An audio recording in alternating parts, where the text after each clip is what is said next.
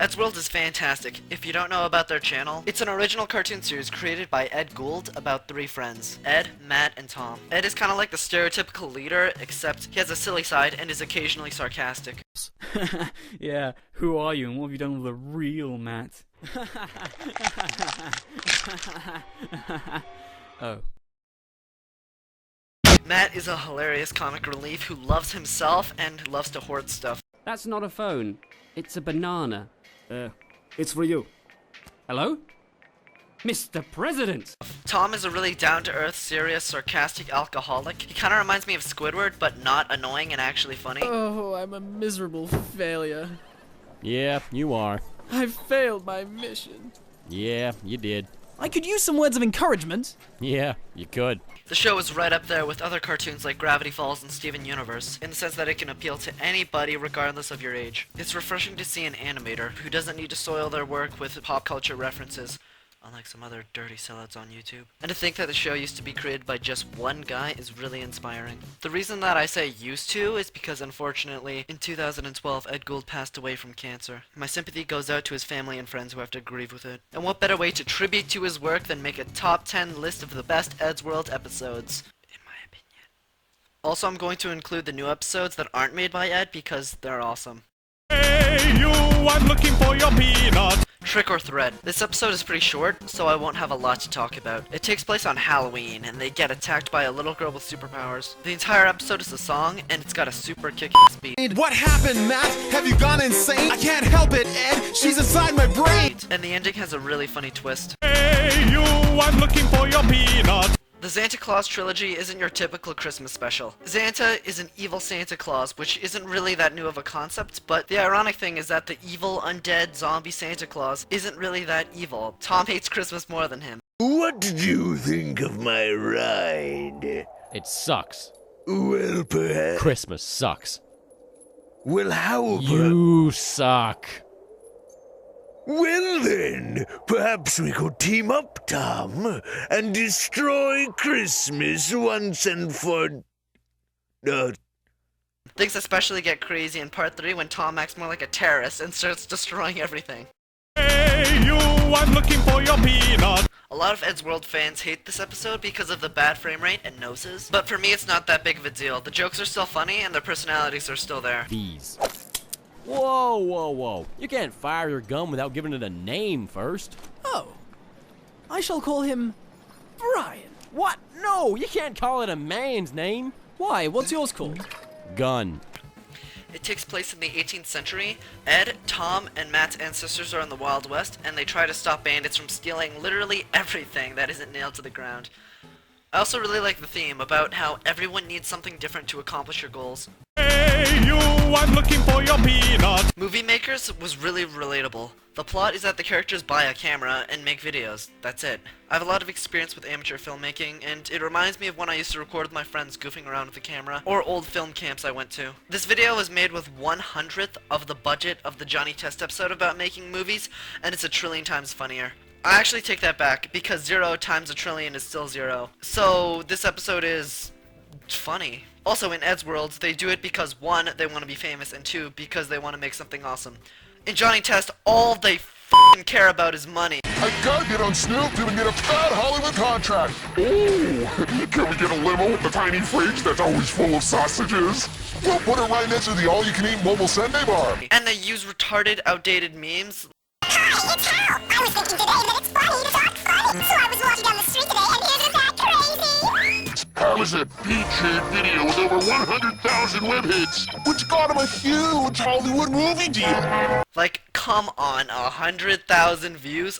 I'm sorry, hits? 100,000 hits? And, like, I can do this shit. Like, my fan base is tiny. And all Johnny Test cares about is money, money, money, money, money, money, money. And he doesn't give a shit about making something awesome. And he keeps obsessing over getting a big, fat Hollywood contract. Like, yeah, like, YouTube movies or TV shows are ever good. Hey you, I'm looking for your peanut. I'm gonna be calling Past Ed Ped and Future Ed Fed. I know it sounds stupid, but hearing myself say past and future over and over again was really annoying. Most of the Ed heads love this and are gonna cut my head off for not putting this at number 1, but a lot of jokes fell flat for me. I wanted my chicken extra crispy! Haha, get it? Because you see him shoot a gun, and the guy who wants extra crispy chicken gets extra crispy chicken. Oh no, a giant laser. Help me, super guy! Nothing to fear. With my powers, I can stop anything in the world. Just as long as it isn't lasers. Haha, get it? Because you see him shoot a gun, and then the guy who can only get killed by giant lasers gets killed by the giant laser. The plot of this episode is that in the future, cola is outlawed as a drug everywhere in the world, so Fed decides that the only thing left to do is come back in time and kill himself. There are a few plot holes that they kinda just brush under the rug. Like when Ped and the gang run away, it takes a long time for Fed to find them. What made you think your future self would not know where his past self would be hiding? What? Then how come it took you so long to find us? Shut up! And they acknowledge that paradoxes are a thing that happen a lot in movies. Prepare to die. But won't this make some kind of paradox or something? Don't be stupid. That kind of thing only happens in the movies. And, you know, that's fine, but there's some other holes they don't really mention. Like, if he has a time machine, why can't he just go back and buy more cola? And why does he have to go back and kill his past self? Why not just kill himself in the future? I still like some of the jokes. Ugh, this rain is so annoying. You're so annoying. Yeah, well, I hope it ends soon. I hope you end soon. Ugh, I'm getting soaked. You're getting soaked. And you're ugly as well. I just think it's a tad overrated. Hey, you, I'm looking for your peanut. Fun Dead is a parody of zombie films. It feels like a lot of jokes about zombies strung together, and that's alright. One thing I gotta mention is that there's a lot of blood. Like, a lot of blood. But it doesn't really feel like cheap gross-out humor. The jokes hit hard because the characters are awesome. We're done for, Ed! If I don't make it, I want you to give my novelty toy collection to Tom! And if I don't make it either, please burn my new novelty toy collection. I also like that they spend the majority of the episode not knowing that they're zombies and just think that they're really dumb people. Hey, you, I'm looking for your peanut. In Hammer and Fail, they decide to add another floor to their house. Most of the first episode is just them building onto their house. After they hammer and fail, they buy a ceiling, which just so happens to be possessed, and it ends in a crazy fight scene. Hey, you, I'm looking for your peanut. People getting abducted by aliens is nothing new, but I really like the concept of their ship being powered by vanity, and they do a really good job of parodying your typical extraterrestrial movie. Ed, there are aliens that have abducted us and they're probably gonna eat us and I'm too pretty to die!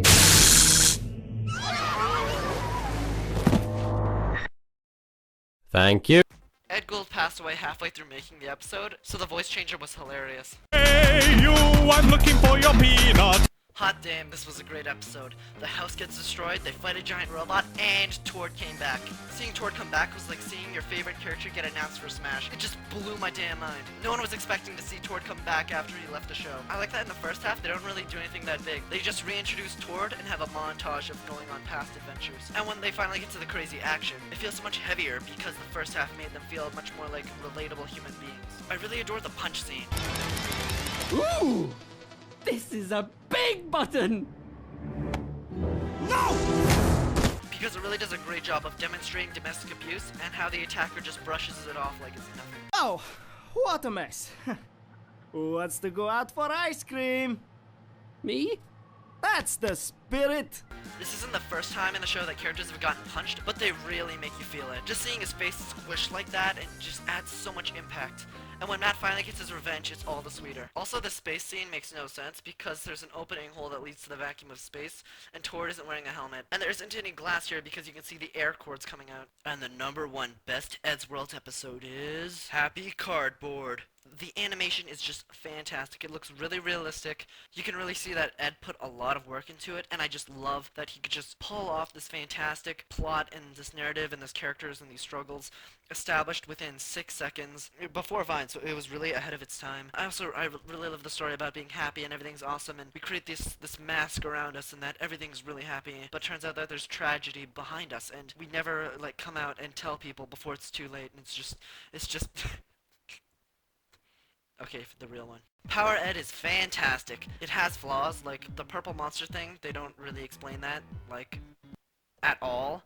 But I really think they did just a great job. The plot is that Ed and his neighbor Eduardo both get superpowers from a radioactive TV satellite. Most of the episode is fighting, and they parody superhero tropes.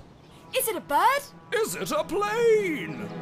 No, it's both. Oh, hey, superheroes. I adore the animation. When the characters turn around, you can see their heads bob and the clothes shake in the wind. I think they did a great job of showing why they're fighting. Years ago, Eduardo entered an art contest, and Ed beat him by drawing something in a couple seconds. This resulted in Eduardo getting teased relentlessly. You can really feel Eduardo's built-up anger and frustration throughout the entire short, and they show him constantly being obsessed with getting first. Just admit it, Ed. I'm better than you. Just admit it.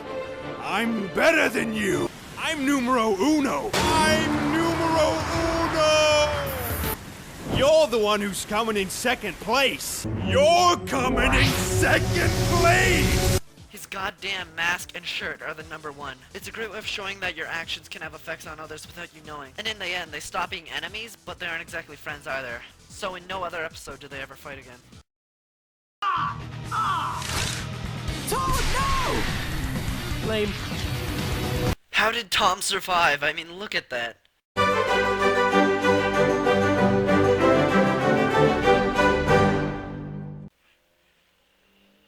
God damn, those motorcycles are loud. Ed, Tom, and Matt's ancestors are in the Wild West, and they... God fuck.